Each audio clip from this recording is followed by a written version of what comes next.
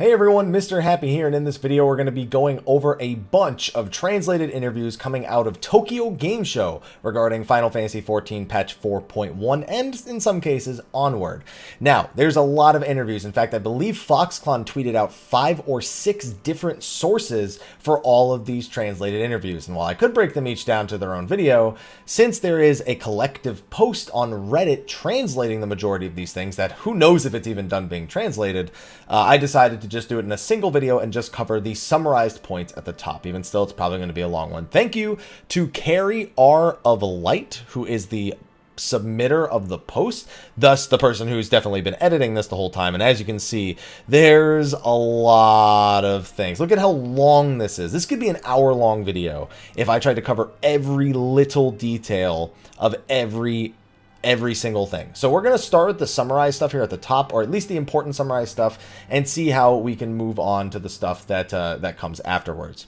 So first of all, let's go over them in order. First, we have Return to Ivalice. The reward will be left side gear with no accessories. That shouldn't be a surprise to anyone. And for anyone who's wondering what the item level will be, we'd have to, as a community, guess that it'll be item level 330. You'll obtain 1 item per week, as you always have before, and you will be getting that weekly item that allows you to get things like a twine or a coat to upgrade your Tombstone of Creation gear. So you will be able to obtain those as well. Now, 2 of the bosses were designed by Amamiya. Now, in the trailers, we've been seeing what looks to be Hashmal Mateus and what people are assuming to be a reincarnation of Shemhazai in his tactics form, which would be the Chariot boss. Now, those are the only 3 bosses we've seen for certain. We've, of course, seen Bagamnon in the trailer as well, but he's not displayed as a boss. So it's likely that there is another boss that is not being shown to us for spoiler reasons that was ultimately designed by Amamiya, and I'm curious to see what that boss is actually going to be.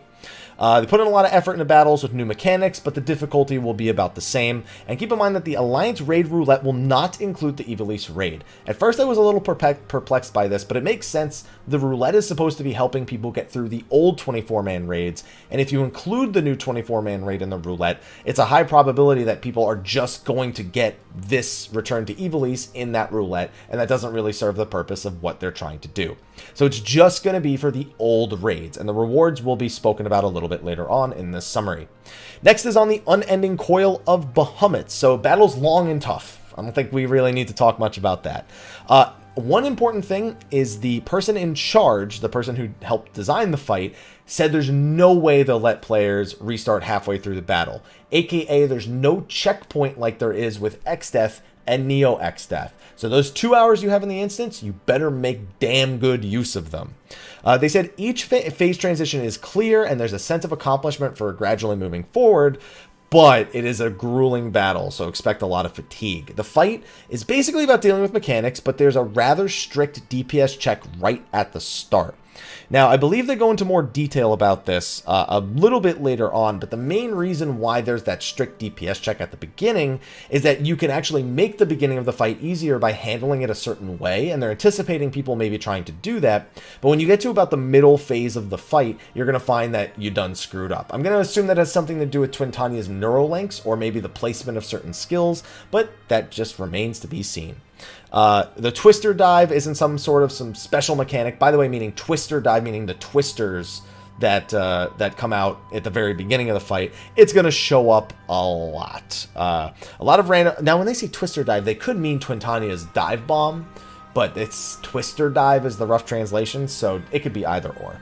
A lot of randomness is involved, and every player needs to be able to deal with each and every mechanic they are in charge of. I'm assuming that means that don't expect it's always going to be tanks, healers, DPS, always on the exact same mechanics the exact same time. You're going to need to know everything going on, and it's probably going to be a lot like Grand Cross Omega in a sense that you have all these different possibilities, know how to handle every different combination of abilities that is possible for you to obtain. He also suspects that Black Mages will have a hard time learning the fight. Yoshi P being a Black Mage, I feel like it's reasonable for him to say that if there's that much movement early on, then it's going to take some getting used to when you're trying to learn that fight. The main reason they made Ultimate is because longtime players are getting too good at the game, and they've had less opportunity to go through the dancing experience here, where, you know, you have to kind of dance through the mechanics and do it perfectly for all those times, and it's been a lot lighter on that as of late, so curious to see how that actually ends up panning out. In the planning stages, they were having trouble deciding to choose between Titan or Bahamut. A lot of people actually did guess Titan was going to be the first Ultimate, but the lead developer of the Bahamut one said there's no way he's letting anyone else do Bahamut. It has to be him. People already have memories of Titan, and they're very varied memories. Let me create a memory like that for Bahamut. And Bahamut has memories for a lot of us, but it doesn't have memories like Titan did at launch, or Titan Extreme did in 2.1. Bahamut has different types of memories, and he wants to create that grueling experience for Bahamut as much as people remember it for Titan. As for Shinryu Extreme, difficulty rests between 02 and 03. Yoshi P said that, but he didn't seem too adamant about that. He said some of the devs think that 02 Savage, people might think it's harder because there's more mechanics there that will just end the fight, whereas Shinryu, if you have a few deaths, you're going to res through and you might be able to be okay. The reward of the weapons and the item level will be exactly what players are expecting. We're expecting 335, by the way, and it says that right here. The first half will be an extension of the existing Shinryu fight, which we see takes place on the 8 breakable platforms and the 1 unbreakable platform in the middle, while the second half will be totally different, probably when we're on the lone unbreakable platform, as well as when you see people riding on Shinryu's back. Lost Canals of Uznair. If you don't want to risk it, you should have up to 8 members in your party. They say some of the bosses have very unique but obvious ways of dealing with their mechanics, specifically in the new parts of the Lost Canals of Uznair. Each player will receive a reward that easily surpasses 1 million gil if you win all 5 of the all or nothing games. So if you keep doing all or nothing and you get all the way to the end, it's gonna be worth it to some degree. The new map to enter the new floors is untradeable, and there's going to be new materials in these new floors for new items to be crafted in 4.1.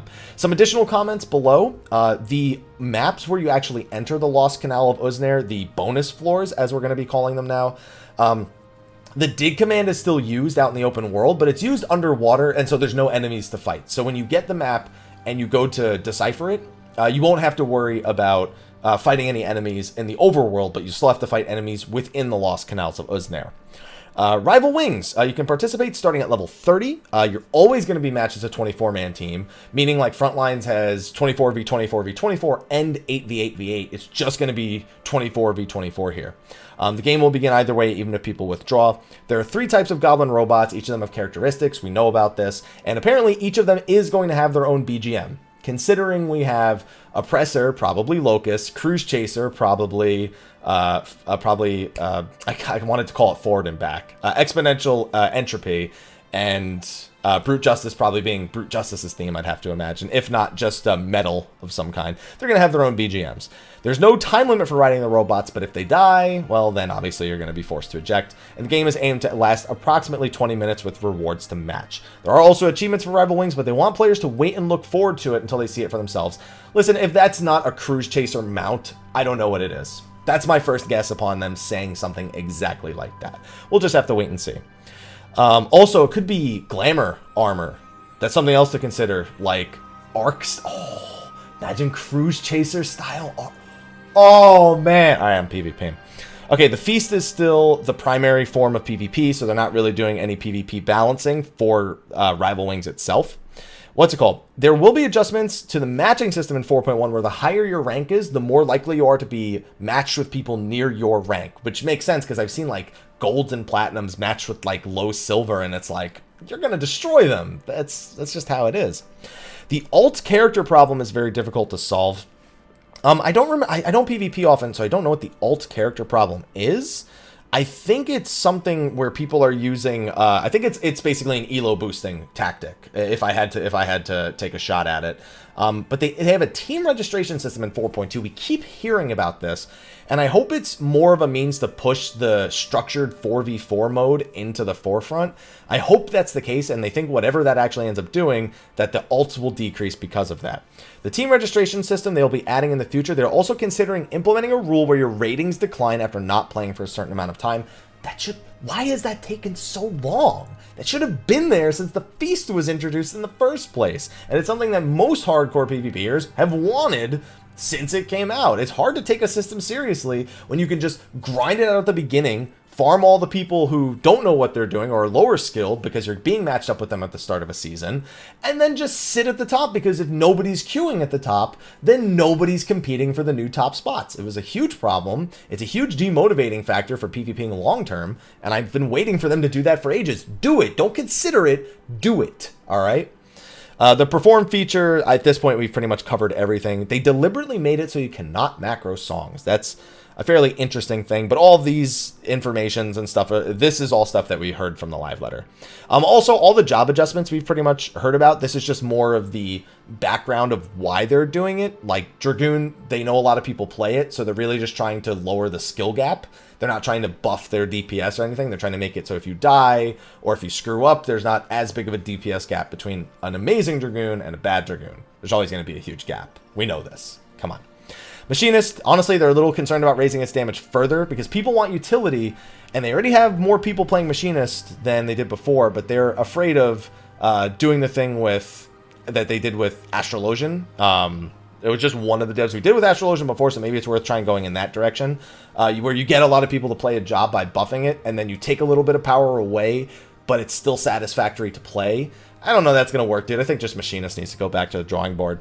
Scholars are generally considered pretty strong right now, although the number of people playing each healer is pretty even. So after these buffs, they're gonna pay a little bit more attention to it. They also talk about how XCOG isn't really that satisfying to use. Sometimes it goes to waste, and sometimes it's difficult to use and understand. So we may see changes to XCOG in the future as well. Now, we have some comments here regarding Eureka and some other stuff. All of the relic type content will be mashed up in Eureka.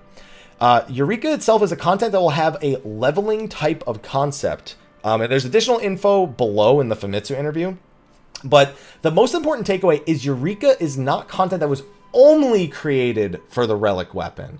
It's the other way around. The relic weapon was designed to fit inside Eureka. So Eureka itself is its own form of content that will operate separately from the relic weapon, but the relic weapon is being integrated into Eureka for progression's sake. The new type of gameplay comes with the weapon upgrading content. Eureka is the type of content we want to send off players who enjoy gradually developing and building on their characters. Now that's interesting to me, because gradually developing and building on your character, it almost implies to me that it's some sort of post max level progression that's not directly tied to the relic weapon, and that we'll be able to do something that I don't really know what to anticipate. We don't really anticipate like specs or builds or like a merit style system like Final Fantasy XI has. We don't really expect that because they always say the same thing, you know, if it's optional, it's mandatory. If it increases your character's power, people expect you to do it if you're going into content. So I think it's just going to be something that's self-contained, but they say it's also not like Palace of the Dead. It's an instant zone. It can hold a large amount of players, and you can actually shout for players. You can go in alone, shout for other players, define groups, or you can make the groups before you go in. You can enjoy it in a crowd. You can enjoy it alone. But the leveling process will be exhausting. That's the odd thing. I think ultimately, after reading everything, other than it being a post-leveling system, it is probably going to be similar to Palace of the Dead, where you start basically minuscule. You have no power, you're nothing. Even though you're as strong as you are on the outside, you're nothing. But through Eureka, the main thing they're trying to tackle are people who like a constant sense of achieving something. And that's something that people do like, and it's something that other MMOs play on with stuff like the artifact power, and wow, no one likes artifact power. Sorry, the mastery system of Guild Wars 2. But this is just some sort of arbitrary increase, is what it starts to sound like here. And it's just an increase that's self-contained within the content like Palace of the Dead was, with the relic weapon being the one thing that's not self-contained, almost like the way the weapon was not self-contained in Palace of the Dead. That's the best guess that I have based on that comment. Honestly, I can make a video on that alone, and who the hell knows, maybe I will collect everything we know about Eureka so far, including that it's not going to be until 4.2. But that's the best I can glean from it. Please give me your thoughts in the comment section of the video below, because I want to hear what other people are thinking. Also, future expert roulettes always consist of 4 dungeons. So what that means to me is it says that we'll have 4 dungeons in 4.1 in the expert roulette. When 4.2 comes around, we're getting 2 more dungeons, which means they'd have to remove 2 dungeons. The only 2 dungeons they could feasibly remove would be Temple of the Fist and Kugane Castle, because you can't just take out Alamigo because you're left with 5, and what else are you going to take out? You're going to take out one of the 4.0 dungeons and the 4.1 dungeon? You can't do that. So I wonder if Alamigo is just permanently going to remain in the expert roulette, despite the item level difference, in order to ensure that it's like always populated for the main scenario. It makes sense, and considering it has loot in there, it's a little bit more viable than it was with ARF, which eventually got thrown into the level 60 roulette. I think it's the right decision, especially considering Alamigo also has the mount. It's another thing that you could potentially be looking forward to. Oh, I rolled Alamigo in the roulette. Yeah, I'm item level synced, but there's a mount involved, and maybe there's people trying to get through the main scenario that I'm helping. And it's, I don't know, I think that's going to be what they go for. It says one of the 4 dungeons will be chosen randomly. I think that just means it's a roulette. So it's, 1 in 4. Also, the Alliance Raid Roulette will give EXP, Gil, Elegant Tomestones, and 2 Maki Matters. That's for grade 5 materia. Considering it's a level 50 and 60 roulettes, I'm not really that surprised. And 4.1 will not have any crafting recipes that are harder than the 4.0 ones. There's so much more information, including new minions, a Hien Koala, a Shiba Inu, a flying Corpicur mount, and a flying couch mount, new hairstyles, a bun hairstyle and a ponytail for men, new emotes, including the spar and talking emotes, and the new emotes that you're going to be getting from your squadrons. And there's some hilarious comments about the squadrons below. But we're going to be here forever if I try covering all of this. And huge shout out to Carry R of Light, because this is some fantastic work, and these are honestly some fantastic interviews. I'm gonna have to rethink my interviewing strategy to get answers like this, because this is fantastic.